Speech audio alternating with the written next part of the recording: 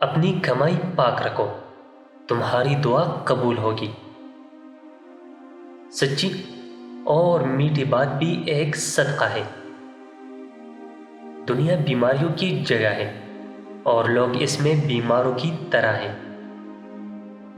تم اپنے مال سے لوگوں کو خوش نہیں کر سکتے، لہٰذا خندہ پیشانی اور حسن خلق کے ذریعے سے انہیں خوش رکھا کرو۔ جھوٹ بھی دراصل منافقت ہی کا حصہ ہے۔ جب اللہ تعالیٰ کسی بندے سے بلائی کرنا چاہتا ہے تو اس کو اپنے نفس کے عیب دکھا دیتا ہے۔ کسی فاسق کی برائی کرنا غیبت نہیں ہے۔ مجھے غریبوں میں تلاش کرو، کیونکہ غریبوں کے ذریعے سے ہی تمہیں مدد اور روزی ملتی ہے۔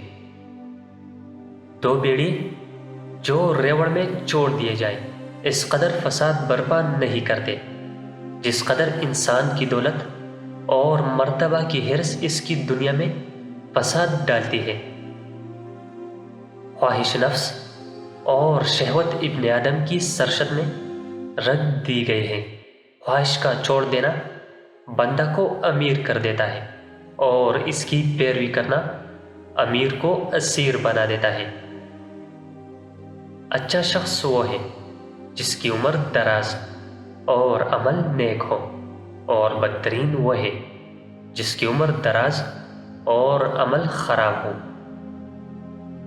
نیک لوگوں کی صحبت نیکی کرنے سے بہتر اور برے لوگوں کی صحبت بدی کرنے سے بدتر ہے۔